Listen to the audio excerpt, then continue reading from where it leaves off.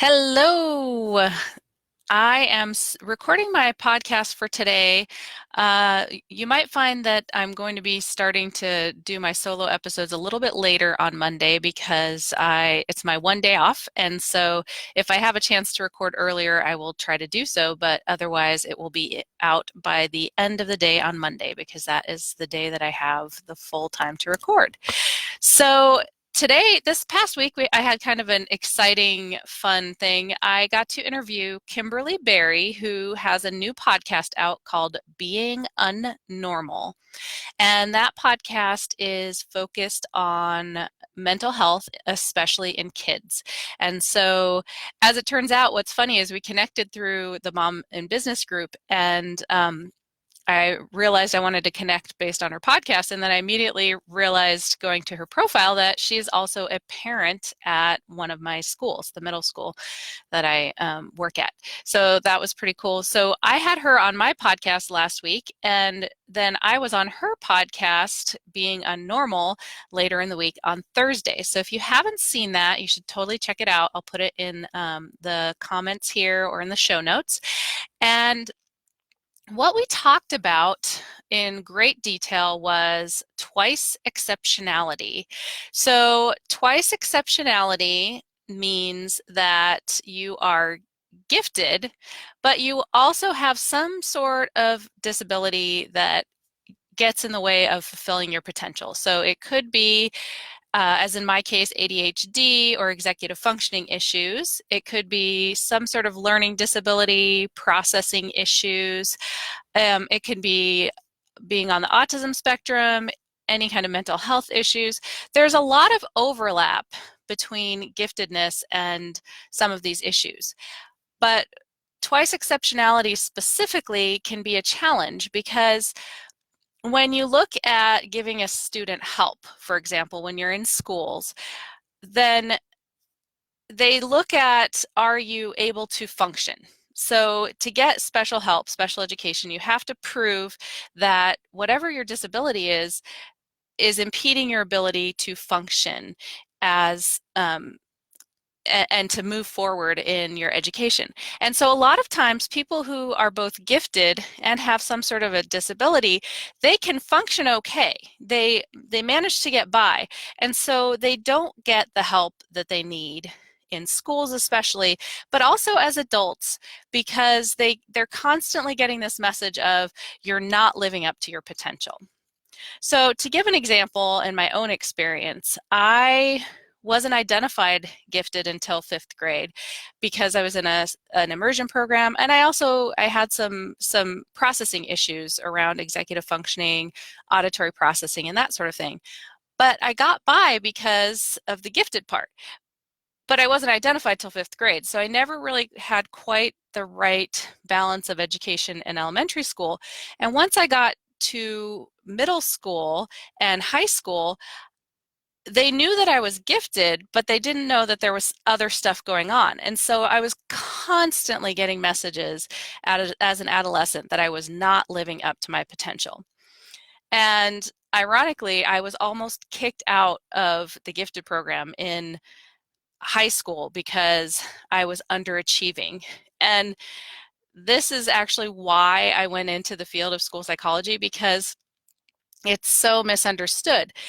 I was actually I was one of the most early identified in that program for the gifted program, but because I was not a high achiever, they thought maybe I should be in a different program. And it's actually the underachieving gifted that need that support even more than the high achievers. The high achievers are going to achieve no matter what happens. If they're already a high achiever, they don't need as much special help and programming as those kids that have some sort of thing getting in their way, whether it's anxiety or processing issues. For me, that executive functioning, which is that frontal lobe part of the brain that helps to plan and organize things, was what I struggled with. And also working memory, remembering things auditorily was really hard for me. And so I got by, I got B's, but I never really thrived in school because there were these weird processing issues that I never identified until I went through my master's program. When I was in college, I dropped out because of a variety of reasons. But one of those reasons was I had just kind of skirted by through high school with just not a lot of effort. And then I went to a small liberal arts, really challenging school where I probably just barely squeaked in to begin with. And so suddenly I had no idea how to study. I had no idea how to function in this level of education because I never really had to work that hard to get by. So I was actually tested in my freshman or sophomore year for learning disabilities in the state of Washington, which is the state I'm in now. And I scored so high on everything that they just said, well, why did you even take this test? You got into this school, obviously you're doing okay. But obviously I wasn't because I was taking that test. And the only thing that I remembered was that there were some scores on there that were probably in that one of them was a kindergarten level. I had a kindergarten level score and everything else was like postgraduate level. So I couldn't really rectify how this was okay.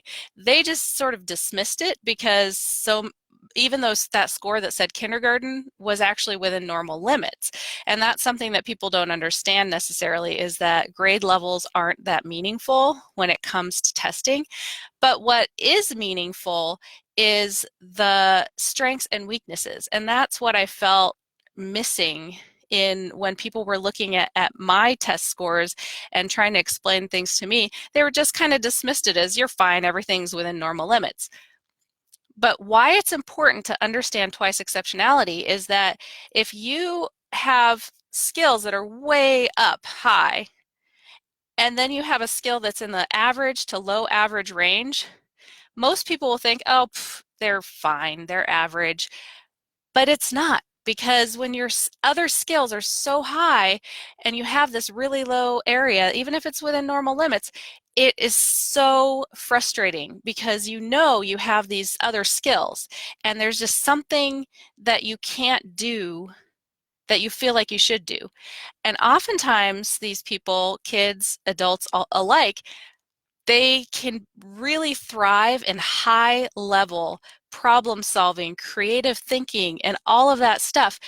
But some of the most basic life skills or school-based skills are missing. So for my entire family, we're all kind of creative chaotics.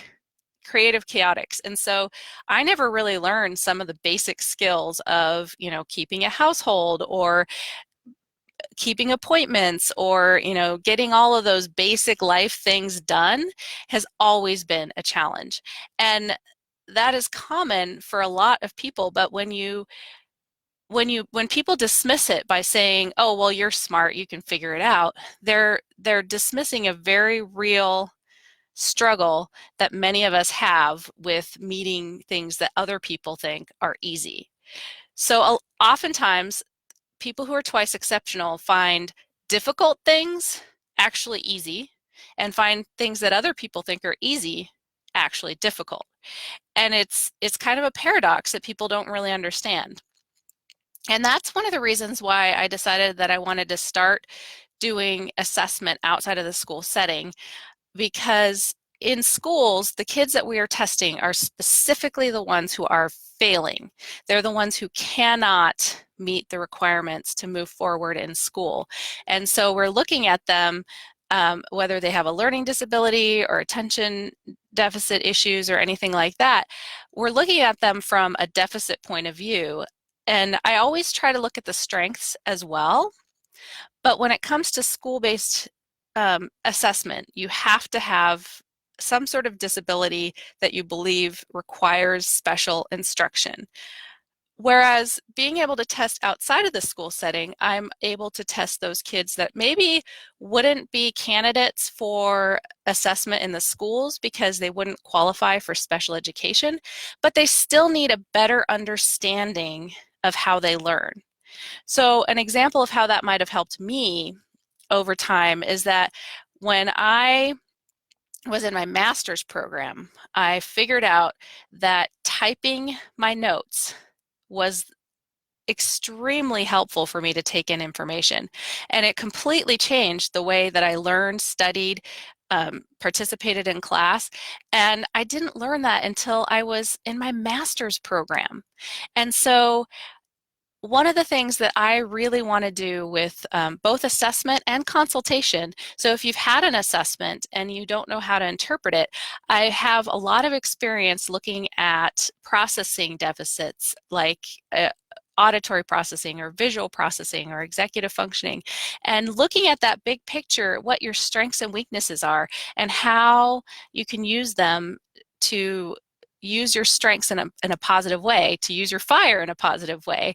Uh, so understanding what twice exceptionality is important so that people aren't dismissing you because they think, oh, you'll be fine. You're fine. You don't need any help. Because it is really frustrating when you have certain skills that are really strong and other skills that seem just non-existent. So I would love to hear from you if you have things like that where you feel like certain things should come easy that don't to you, and what's helped you with that.